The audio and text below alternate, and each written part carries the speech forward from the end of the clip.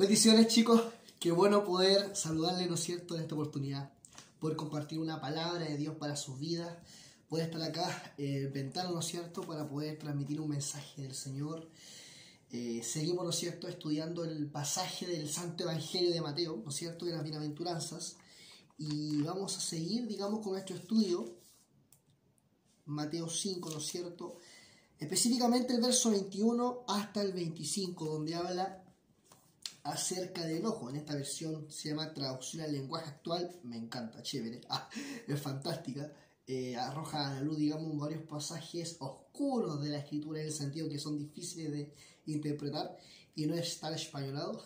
Y bueno, da una perspectiva clara conforme a cómo nosotros podamos entender respecto a la cultura de Israel, ¿no es cierto? Entonces, bueno, ¿por qué es importante? Es importante entender este pasaje, ¿no es cierto?, de acuerdo a su contexto. ¿Por qué? Porque vamos a comenzar leyendo desde el verso 20, ¿no es cierto?, que era del contexto o del tema anterior, ¿no es cierto?, de la ley y los profetas, para poder darle hincapié y seguimiento al tema del enojo. ¿Ok? Entonces, eso es lo que vamos a hacer el día de hoy, la noche en realidad. Bueno, entonces, vamos a leer verso 20 antes de entrar en el tema. Y dice, correspondiente a la ley y los profetas: yo les aseguro que si ustedes no son más obedientes que los fariseos y los maestros de la ley, nunca entrarán en el reino de Dios. Wow, o sea, lo voy a volver a repetir. Les aseguro que si ustedes no son más obedientes que los fariseos y los maestros de la ley, nunca entrarán en el reino de Dios. Entonces, es importante entender este pasaje en su contexto. ¿Por qué?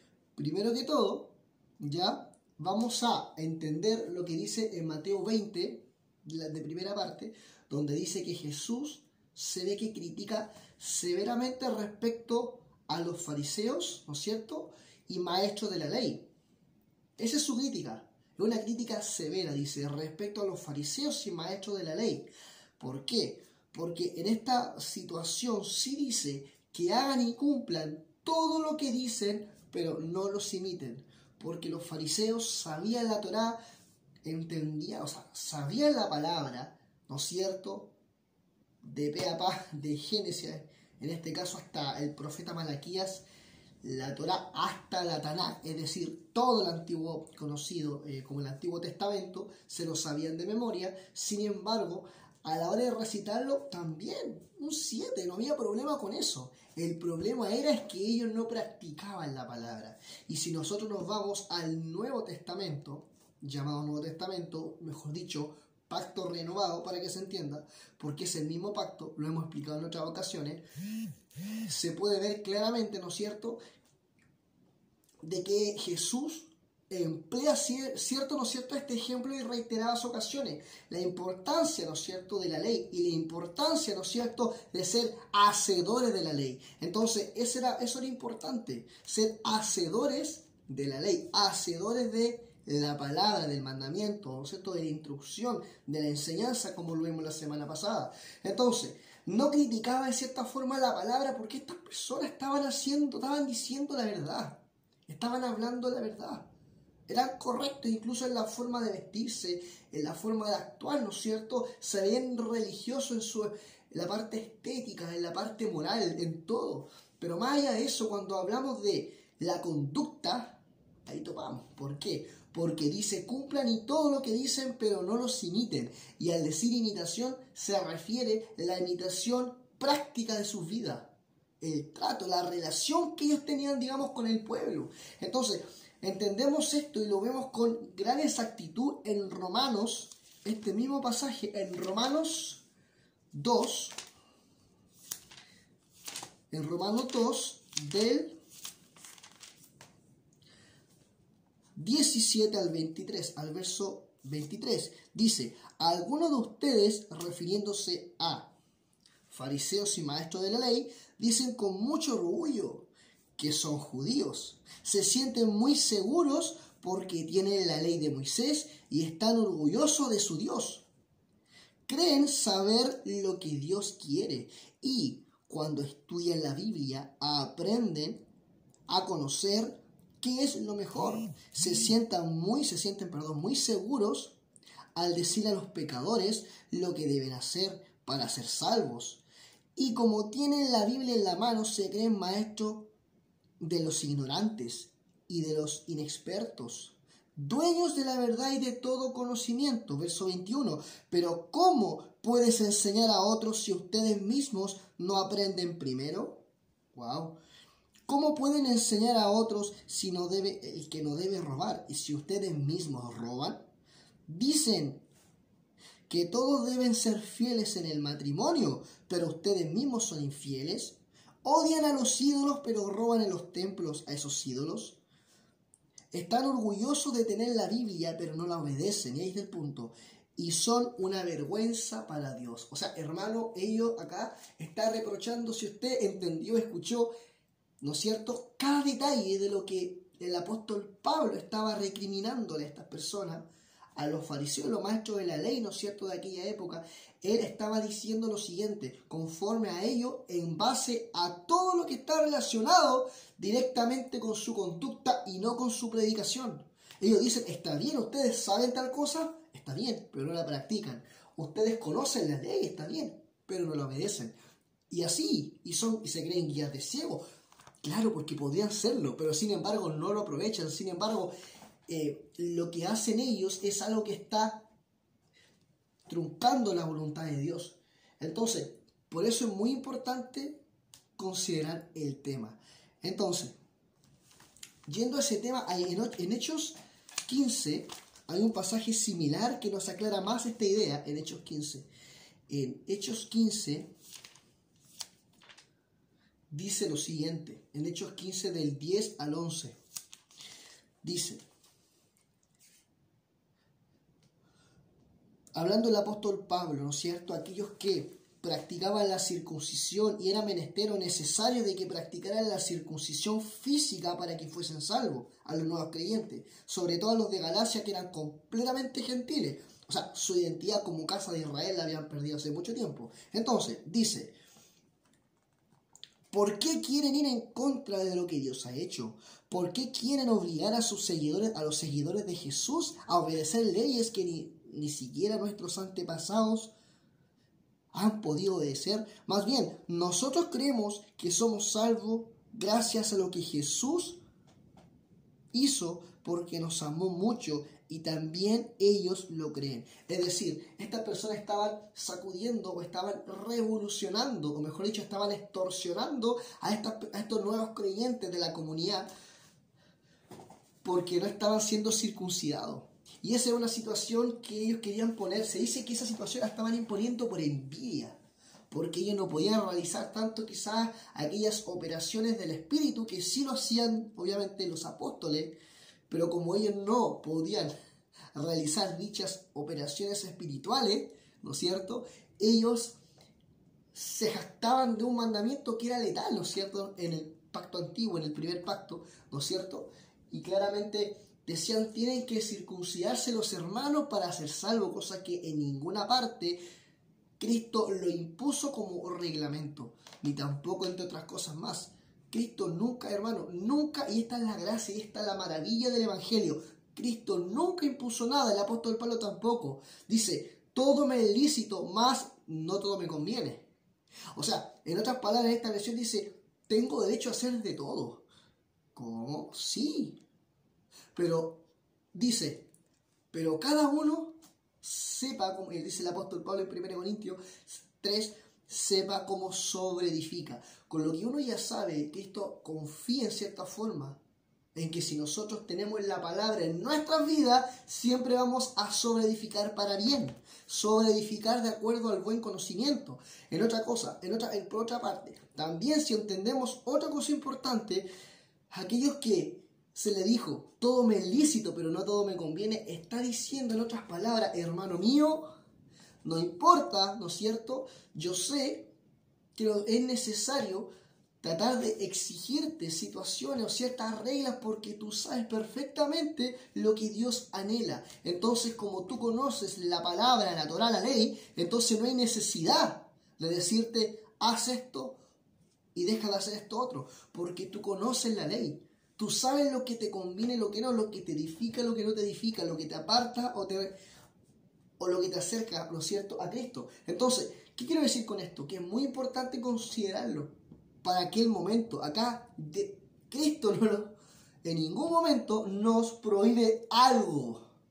No nos prohíbe. Pero como la palabra se ha sido revelada en nosotros, conocemos a Dios y sabemos lo que hay por el Espíritu, por revelación del Espíritu, lo que le agrada y no le agrada, lo que tenemos que hacer y no tenemos que hacer. Y si uno entiende eso, hermano, uno descarta miles de cosas. El hecho de lo que tengo que hacer, o la típica pregunta, ¿cuál es mi propósito, hermano? Si eres hijo de Dios, yo sé que tú sabes el propósito que tienes que hacer. Y recuerda algo, el propósito no es tuyo, el propósito es de Dios. Y Dios, como dice el apóstol Pablo, me tomó por digno, siendo lo peor, decía Pablo, me tomó por digno el ministerio. O sea, sabía lo que tenía que hacer. ¿Cuándo? Cuando el Espíritu Santo se le reveló. Cuando el Espíritu Santo respiró en Pablo, ¿no es cierto? Desde ese momento, el apóstol Pablo sabía lo que tenía que hacer con todo el conocimiento que previo ya tenía de la palabra. Lo usó para rescatar aquellas ovejas perdidas de la casa de Israel, o sea, nosotros. Entonces, la actitud de los fariseos y maestros de la ley. Características: orgullosos, severos e hipócritas. Primero, eran orgullosos porque se creían dueños de la verdad. Severos porque no practicaban la misericordia, eran personas, como dicen los judíos, ojo, no es una ordinaria, a rajatabla.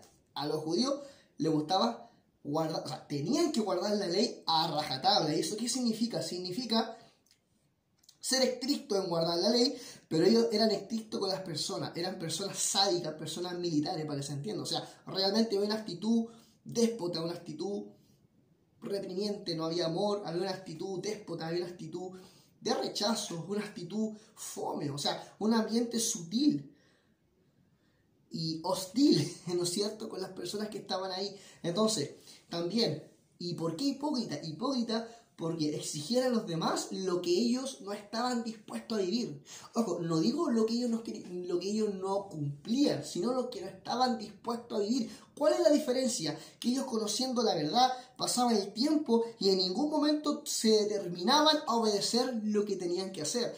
Ojo, y en Romanos 14 dice, y eso es pecado, sabiendo lo que tengo que hacer y no lo hago, entonces estoy cayendo en una falta. Entonces, si yo sé lo que tengo que hacer y no lo hago, entonces estoy cayendo en una falta ante Dios. Sobre todo ellos, si decían que realmente eran maestros de la ley, sin embargo, no cumplían la ley. Después, ya, entrando al verso que nos corresponde hoy día, dice, verso 21 al 22, recuerden que hace mucho tiempo Moisés dijo, no maten, pues si alguno mata a otro será castigado. Pero ahora, yo les aseguro que cualquiera que se enoje contra otro tendrá que ir a juicio. Cualquiera que insulte a otro será llevado a tribunales y el que maldiga a otro será echado en el fuego del infierno. Vamos a entender esto. Primero que todo, Jesús no estaba cambiando la ley. Estaba revelando la ley, estaba dándole profundidad. Cuando dice, por ejemplo, para que se entienda, hace mucho tiempo en la ley de Moisés se dijo no maten, pues si alguno mata será castigado. Perfecto, hasta ahí no había nada nuevo, hermano. Después dice, pero ahora les aseguro que cualquiera que se enoje ya es culpable. O sea, al decir pero, esa palabra pero, chicos, no es una contraposición. ¿Qué es una contraposición? Cuando yo digo algo, pero después lo cambio. O yo digo algo, pero... O sea, antes era de tal color, ahora no. No se refería a eso. Eso no es una contraposición. Cuando dice pero, significa, está bien el hecho de que el que mata a alguien es culpable. Más aún, significa, cuando Dios mismo estaba redactando o revelando en la ley, las tablas de la ley, este mandamiento, ¿no es cierto? Jehová se refería a lo siguiente, se refería que cuando habla de matar, no solamente se refería a un concepto físico, sino a un concepto espiritual. O sea, hasta ese momento ellos entendían y en su ignorancia limitada, también en su pensamiento limitado, entendían solamente que estaba hablando de un concepto, ¿no es cierto?, humano o físico. Pero después Cristo al decir, pero no es una contraposición, está diciendo, no es solamente tal cosa, no es solamente matar en lo físico, sino se refiere en el concepto espiritual. O sea, pero, es decir, ahora, profundamente, yo les digo aún más, que cualquiera que se enoje, les aseguro que tendrán que ir al juicio. Y para eso, yo creo que en ese momento el hermano, wow, cuando dijo no maten, ya lo sé, lo entiendo, pero cuando decía no insulten, es lo mismo, wow, ahí como que se espantaban, porque esa profundidad no la tenían, y Cristo vino a completar lo que ya se había dicho. Wow, wow, wow. Siempre estuvo, pero él sabía que en su conocimiento de ellos era incompleto para entender la ley, aquello que Jehová estaba revelando. Entonces, ¿qué estamos diciendo con esto? Estamos diciendo que Yeshua estaba revelando la ley, la ordenanza, el mandamiento, ¿no es cierto?, la instrucción, como lo vimos. Entonces, a eso se refiere. Este pero es una ilusión a una profundidad del mensaje, de la ley. A eso se refiere. Está profundizando algo que ellos ya sabían. Jesús no cambió nada. No, Señor. Era lo mismo. Y al decir pero hay una profundidad de ese mensaje. Entonces, a eso se estaba refiriendo. Amén. Entonces, hay un concepto importante acá, en el verso 22. No, sí, en el verso 22, bien digo. Pero ahora, volviendo a leerlo, les aseguro que cualquiera que se enoje contra otro tendrá que ir al juicio. Esa palabra, cuando se enoje contra otro, tendrá que ir a juicio. Cualquiera que se enoje tendrá que ir a juicio. Atención. Manuscrito siriático del siglo II después de Cristo.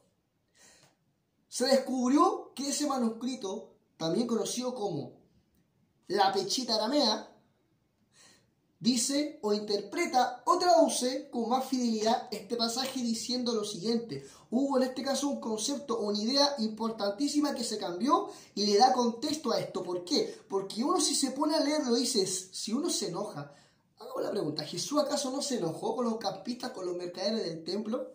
Claro que sí, estaba pegando. No, ¿por qué? Porque la Pechita revela y dice, acá en esta versión y en todas, menos en la Pechita, dice acá, cualquiera que se enoje es culpable. Y acá dice, en la Pechita, cualquiera que se enoje contra otro sin razón. Y eso te cambia todo, hermano. O sea, dice sin razón. ¿Jesús se enojó con razón? Claro que se enojó, hermano. Y en otras oportunidades. Pedro también, con Ananías y Zafira. Claro que se enojó con razón, estaban mintiendo al Espíritu Santo.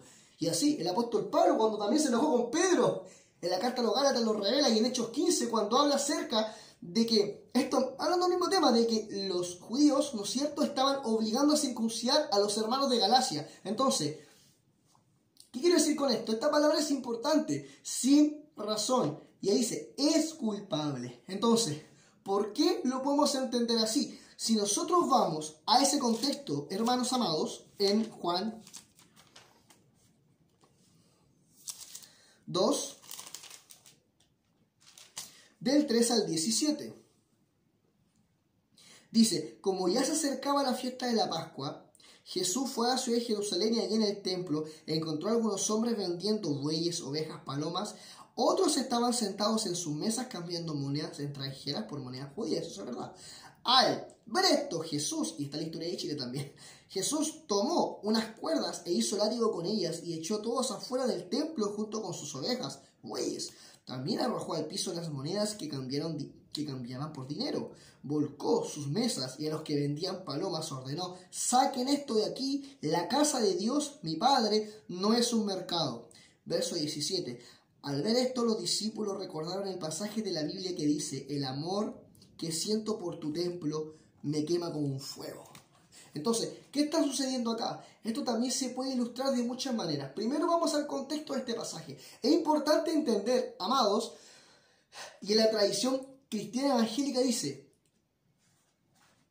que ellos estaban vendiendo en el templo. Está bien, y estaban haciendo un fraude, estaban siendo corruptos, claro que sí, ¿Por qué? Pero no simplemente porque estaban vendiendo, porque en el lugar donde ellos estaban era lo más natural vender, pero había una falta que se estaba cometiendo en aquella época, o en el momento, en el tiempo del rey Herodes, ¿no es cierto?, que a Jesús le apestó. ¿Por qué? Porque quiero que entendamos que el enojo contra los mercaderes corruptos del templo fueron puestos, ¿no es cierto?, por Caifás. Caifás fue el sacerdote, lo hemos estudiado, fue el sacerdote corrupto que de alguna forma tomó el sacerdocio coludido con la corrupción también de el rey Herodes. Porque sabemos que el que tenía que seguir el sacerdocio, ¿quién era? Juan el Bautista, ¿no es cierto? Entonces, ¿pero quién lo siguió? Lo siguió de forma corrupta, no por la orden de Aarón, que debía haber sido Juan el Bautista, sino que lo siguió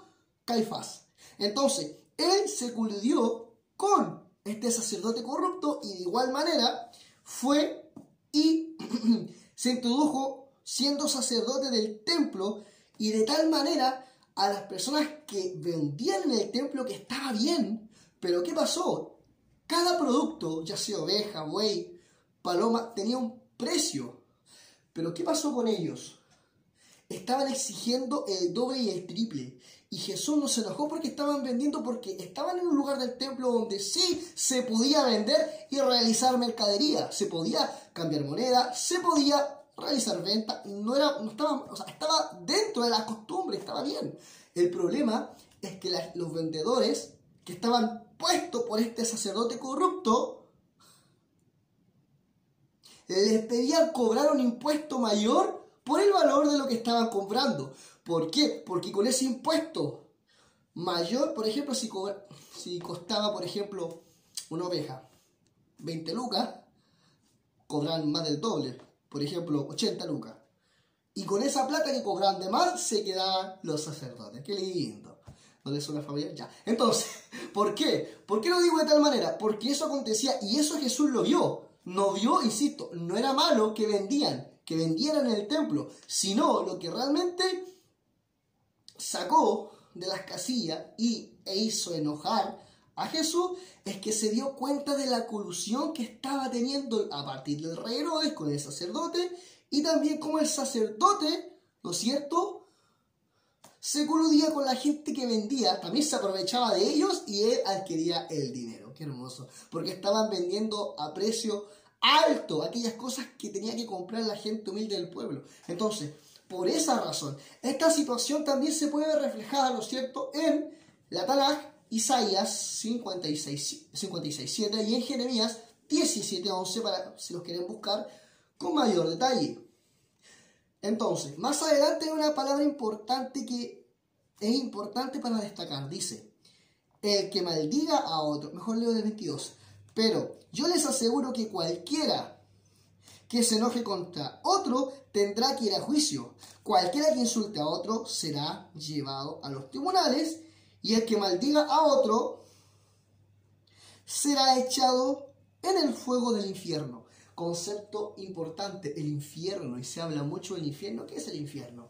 Bueno, el infierno, atención, viene de una palabra griega denominada Gehenna, con G de gato, Gehenna, el cual en la cultura hebrea era un valle donde se quemaban niños como sacrificio al dios Moloch, que está de la antigüedad, ese demonio.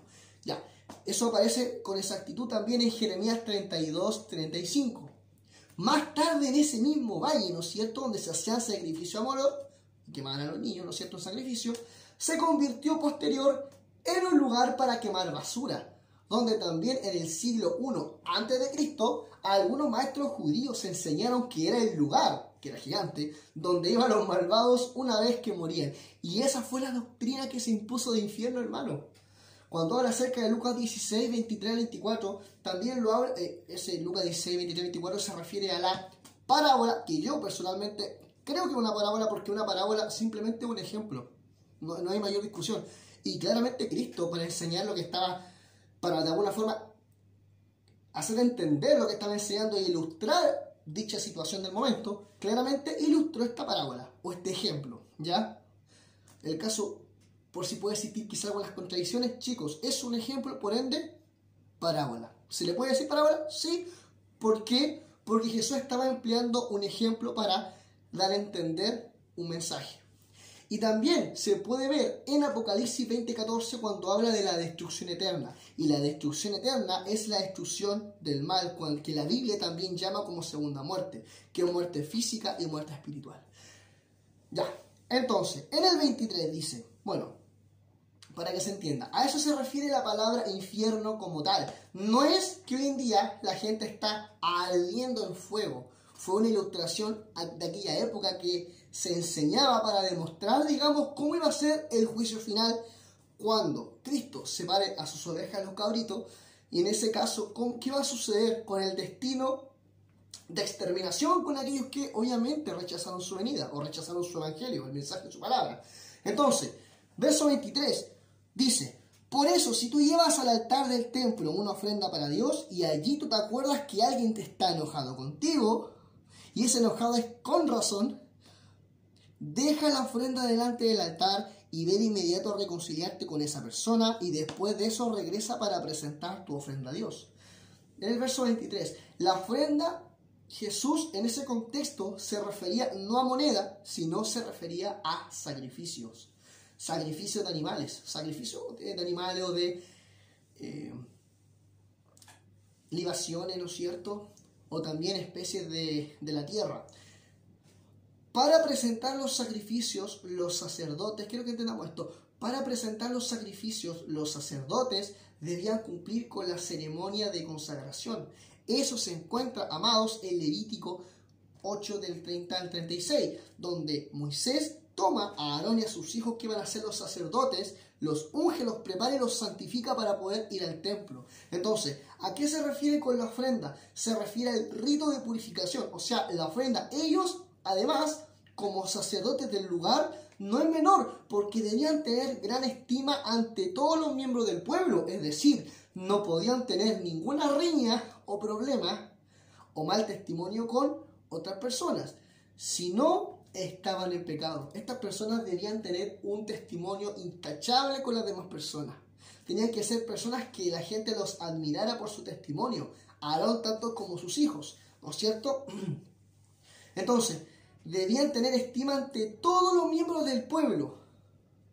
Por ende, aquel que se enojase con ellos es un enojo con razón, dice. ¿Por qué es un enojo con razón? Cuando dice acá, enojo con razón, se refiere, o Jesús hace la ilustración de que si tú presentas algún sacrificio, tú tienes que estar santo delante de Dios, no tienes que tener ninguna riña con ningún hermano, ninguna situación personal con ningún hermano para presentar tu sacrificio. El sacrificio es una ofrenda.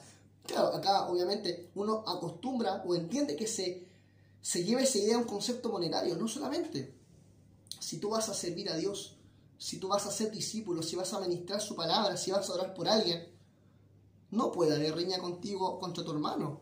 Es más, si tú sabes que tú sí te equivocaste en alguna situación X, porque somos seres humanos y nos equivocamos,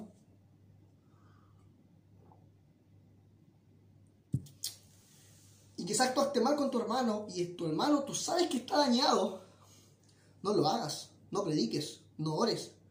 Ve primero y arregla tu asunto con tu hermano, y Cristo sí nos da un protocolo que está en Mateo 18 de cómo nosotros tenemos que enfrentar esa situación. Hermano, perdóname, después si no te oyeren, 2 testigos, después la iglesia, en fin.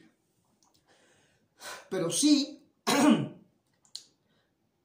ahí lo noté, en Mateo 18 del 15 al 17 y después del 21 al 22. Y voy a cerrar con ese pasaje, pero es cierto, hermano, si quieres presentar tu ofrenda y servir a Dios como el sacerdote, como los sacerdotes lo hacían, yo te animo, amado hermano, y te digo, acá la palabra es clave, no tienes que tener ninguna mala relación con nadie, tienes que estar en paz y tener estima como ellos lo hacían delante del pueblo, porque para presentar el sacrificio tenían que ser gente santa y pura, pero también delante de la congregación de los justos. Y acá dice, si uno de mis seguidores te hace algo malo, habla con él a solas para que reconozca su falta, es necesario. Y dice, si te hace caso, lo has ganado de nuevo. O sea, hay una buena relación, o sea, se construye, se reconstruye esa relación, se restaura. Si no te hace caso, llama a 1 o 2 seguidores míos para que te sirvan de testigos. La Biblia enseña que toda acusación debe hacerse frente a 2 o más testigos. Y si aquel no te hace caso, infórmalo a la iglesia. Y si tampoco quiere hacerle caso a la iglesia, tendrás que tratarlo como uno que no cree en Dios, ¿no es cierto? O como a uno de los que cobran impuestos para el gobernador de Roma. Y volvemos a hablar del gobernador de Roma, que era un corrupto que ante la multitud tenía un pésimo testimonio. Y así, ¿se acuerdan que volvemos al mismo lugar que comenzamos? Así es la Biblia. Eso es lo rico de ella. Y después dice en el verso 21 al 22, Pedro, siempre con su honestidad, dijo, se acercó a Jesús y le preguntó, Señor, si un miembro de la iglesia me hace algo malo, ¿cuántas veces debo perdonarlo? Quiso ser un poquito rencoroso. Pero le dice, ¿solo 7 veces?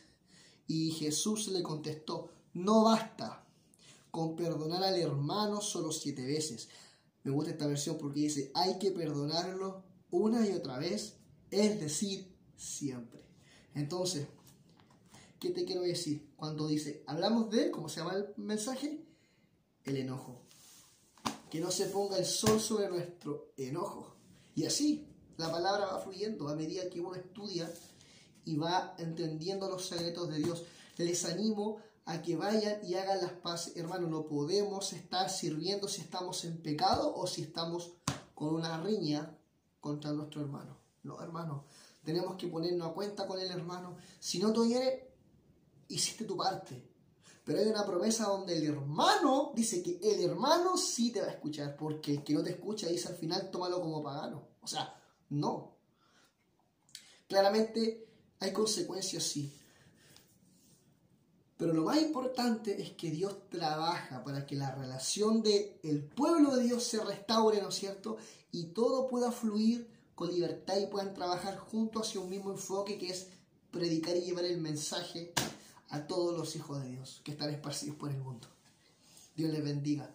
Padre Celestial, gracias por este hermoso momento que hemos podido compartir esta palabra, sencilla quizás, pero entendiendo el contexto histórico, Señor, es muy importante, Señor, para entender tu palabra. Te pedimos, Dios mío, que seas tú ayudándonos, Señor, a reflexionar en ella, a pensar en ella, a reflexionar día a día, Señor, en tus promesas y en tu palabra, Dios mío. Permítenos cada día ser personas fieles a ti, a amar a nuestros hermanos, Señor, y a entender que lo único que tú anhelas, Señor, es vernos felices, pero practicando tu palabra y siendo discípulos tuyos, Señor.